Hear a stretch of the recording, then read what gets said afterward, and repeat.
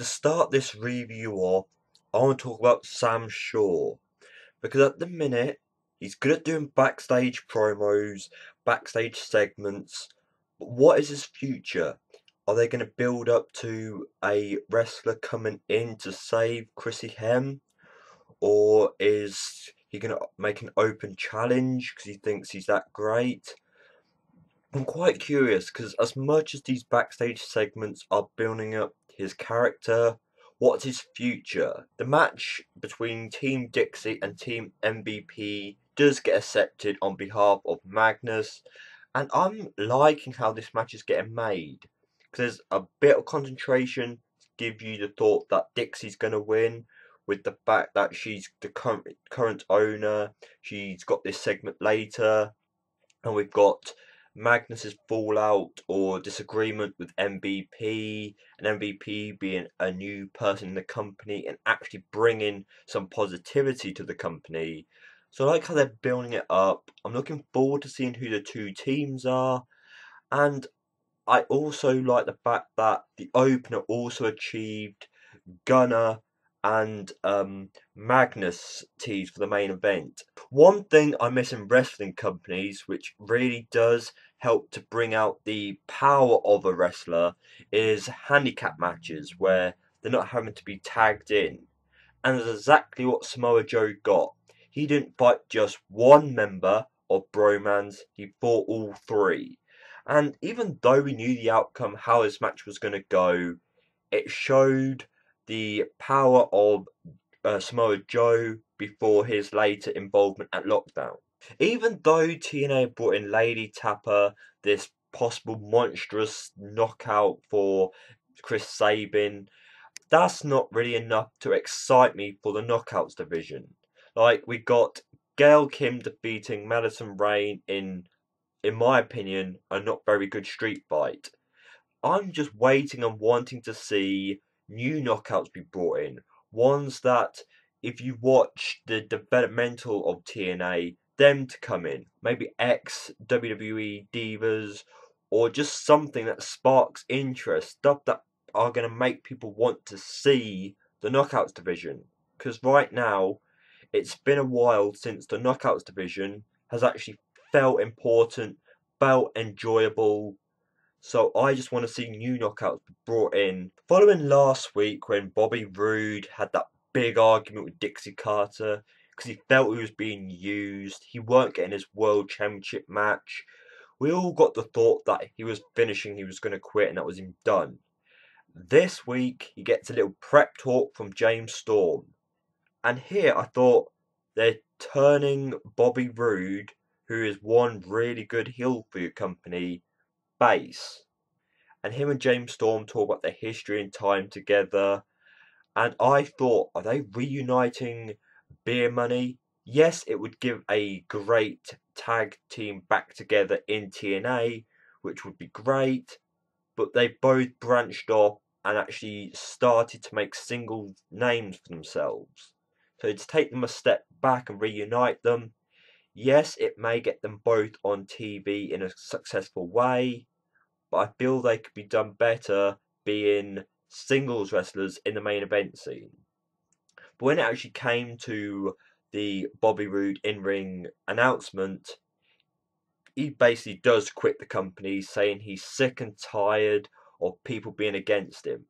And Bobby Roode is one of the wrestlers who's great on mic. So when he spoke this, yes, you could hear the bass turning coming out of him, but he was making points because Bobby Roode, you expect to be up there, the top guy, the guy who should be treated with respect. Or maybe that's just me supporting the top heels of the company. And then out comes Dixie Carter, and she apologizes to Bobby Roode and helps him to possibly turn back heel again by offering him a 10% of the company. So when Dixie Carter, or if Dixie Carter wins at Lockdown, 10% of the ownership will be given to Bobby Roode. And who turned up the lights? And Dixie Carter will have the 90%. And Bobby Roode, agrees to it once they say it's going to be down in contract. I'm not sure if I was Bobby Roode, I'd do that, because 10%, what is that actually going to give you of TNA? 10% of the company. What can you do with 10%? Maybe it's just me not being business minded. So Bobby Roode gets announced as the team captain of Team Dixie at Lockdown. And Bad Influence, to earn their place in the team, have to prove themselves against the Wolves. The Wolves versus Bad Influence is a great match, a great feud for TNA. Because just like the Knockouts division, the tag team division isn't really strong enough in TNA.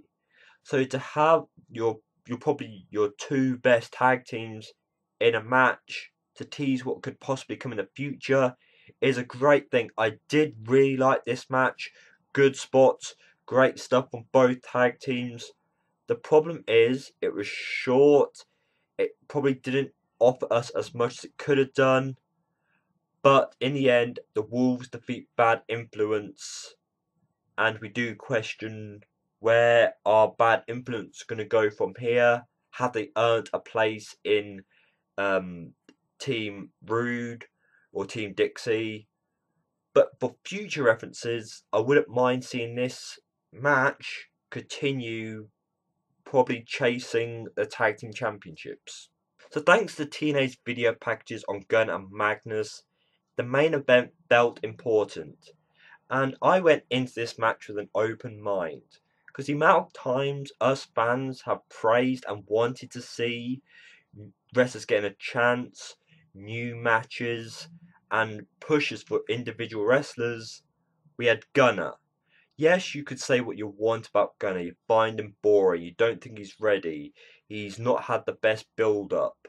And as much as that could be right, this was a new match. And the video packages made Gunner look important going into this. The only thing that threw me a little bit about this match is I went into this match expecting it to be about Gunner proving himself and Magnus being the kind of champion he is. So the involvement of Bromance, EC3 and Rockstar Spud was good and all. That was just him taking advantage of being on Team Dixie. But yes, the James Storm and the Wolves coming out were back up, but I felt that was too much going on into this match, which had great build-up. So it took my liking away from the main event just a little bit, but then the reasoning came out of it. When I saw James Storm turning on Gunner, and the build-up to get to that turn was very nicely done. You felt that Gunner was going to win after all this concentration, this match, and with the chasing away of the team heels, let's call them. I liked it. James Storm turning on Gunner gave, even though we already had the tease in the past and they recently reunited, it put a possible match to happen, Gunner versus James Storm. But when I saw this, the match that came to my mind on how they did it was when Matt Hardy turned on Jeff Hardy to give Edge the win at that time. The stare down at the knocked out brother or team, knocked out tag team partner. That came to my mind. But I did like it in the end. So minus the amount of interference, the outcome was successful. Magnus is still the champion, so he's going to go against Samoa Joe at Lockdown. We have a possible match between Gunner and James Storm again. And as you saw over the night, the team's building up ready for Lockdown. Next week, where we have Kurt Angle going into the Hall of Fame and EC3 floating around waiting for Kurt, and MVP, who's the team of the face team, versus Team Roode, the heel team. Share all your thoughts in the comment section below, and mark my words, worthless mortals. Even with all this sudden interest in TNA, sooner or later, they will slip up once again, and TNA will go boom.